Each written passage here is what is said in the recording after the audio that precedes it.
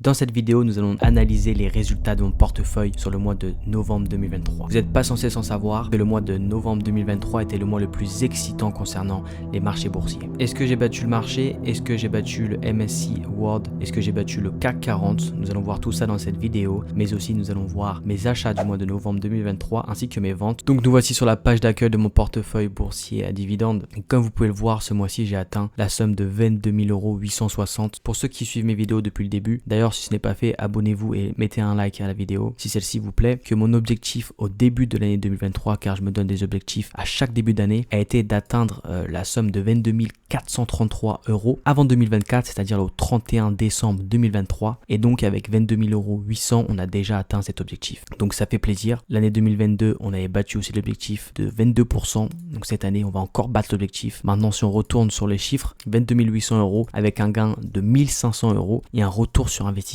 de 7%. Donc on va aller tout de suite voir les mouvements. Donc concernant mes achats, je me suis renforcé sur 5 actions. On peut voir les tips et les renforcements. C'est pas de nouvelles actions, je les possédais déjà. Donc à la date du 1er novembre, je me suis renforcé sur 3 actions: Caterpillar, Altria et Realty Income. Donc j'ai mis les valeurs en euros, mais bien sûr j'achète mes actions en dollars. Simplement plus parlant pour nous Européens d'avoir des valeurs en euros. Donc on peut voir le PRU auquel je les ai achetés. Donc Caterpillar 92 € de renforcement, Altria 185 et Realty Income 102 €. Ensuite le 13 novembre, suite à la baisse de LVMH, la petite baisse, je me suis renforcé d'une action, donc à hauteur bien sûr de 685 €. Et ensuite, comme je l'ai partagé en vidéo avec toi dernièrement, je me suis renforcé sur Johnson & Johnson aux alentours de 370 €. Concernant les ventes, on va venir tout de suite, les ventes ont aussi été partagées en vidéo, donc là on se retrouve sur des ventes totales, c'est-à-dire que j'ai vendu toutes mes positions. Donc j'ai vendu le 13 novembre ExxonMobil et Chevron, les deux pétrolières américaines. Donc pour Exxon, je me suis fait une plus-value d'à peu près 34% et Chevron 11%, dividendes compris. Donc ce qui me donne un gain de 92 € sur Exxon et 30 €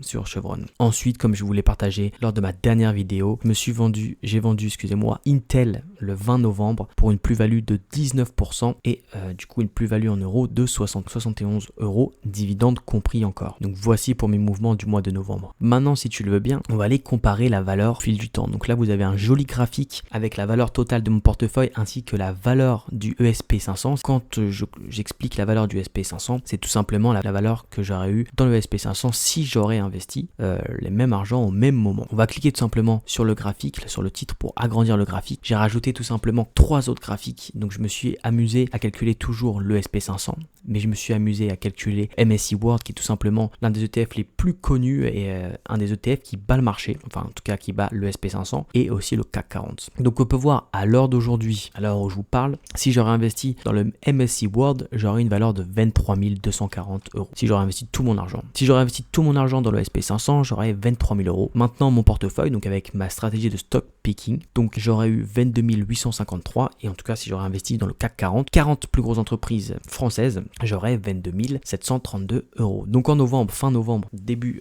décembre, on peut voir que la stratégie la plus mauvaise à choisir aurait été le CAC 40. J'aurais une performance uniquement de 6,49, alors qu'avec mon portefeuille, j'ai une performance de 7% à peu près. Mais on peut voir que si j'aurais investi dans le MSCI World, j'aurais une performance de 8,88, donc c'est presque 2% de plus, donc c'est pas du tout négligeable. Donc c'est bien de voir aussi que, bon bah voilà, je ne bats pas le marché, ça c'est clair et net, mais si on regarde la courbe, le portefeuille, c'est la courbe noire, on peut voir que ici, voilà, en septembre, octobre, mon portefeuille était au-dessus des 3 différents indices. Donc on peut voir à travers le temps que effectivement, il n'y a pas encore une stratégie qui est gagnante-gagnante, car même le CAC 40 a été en tête de mars 2023 à mai 2023, donc pendant 2 mois. Donc les courbes s'échangent et se suivent plutôt. Ça va être intéressant de voir ces performances plus tard. Maintenant, concernant les performances du mois de novembre 2023, donc on peut voir que mon portefeuille a fait une performance de 3,18%, alors que le SP 500 fait 8,63%, le MSCI World 5,81 et le CAC 40 6,14. Donc le mois de novembre, qui a été un mois incroyable pour le SP 500, n'est même pas mon plus gros mois sur mon portefeuille, car mon plus gros mois est le mois de juillet 2023. Pourquoi j'ai ajouté ces tableaux et ces graphiques? Tout simplement pour me rappeler que voilà, battre le marché, très peu de personnes qui arrivent à battre le marché, uniquement 10% des investisseurs professionnels arrivent à battre le marché. Donc voilà, je ne suis pas un pro, mais je vais continuer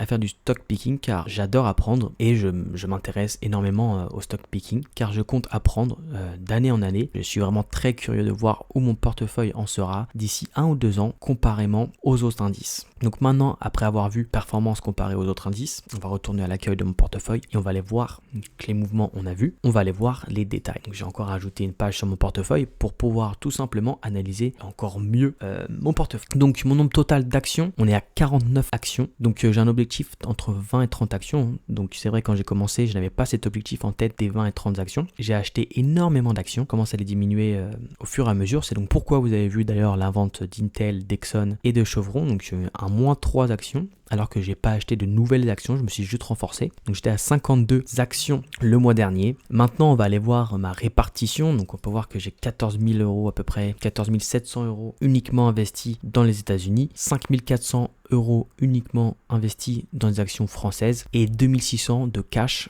qui est disponible. Donc ce qui me fait une répartition de 65% sur les États-Unis, 24% sur la France et 10% de cash disponible. Donc à comparaison, j'ai mis justement le graphique du MSCI World, qui est tout simplement l'ETF qui bat le marché, le plus connu en tout cas. Donc cet ETF est à 70% investi sur les États-Unis. Donc je suis à 65%, donc je suis un peu moins. Et bon, il est uniquement à, je sais pas si vous voyez bien l'écran, à 3,24% sur la France. Voilà, il est plutôt éparpillé sur pas mal de pays. Mais voilà, moi je vais uniquement me concentrer sur la France et les États-Unis et avoir un petit peu de cash disponible en cas d'opportunité tout simplement. Donc maintenant on va traiter les tops et flops du mois de novembre de mon portefeuille bien sûr. Donc le gros top c'est Boeing.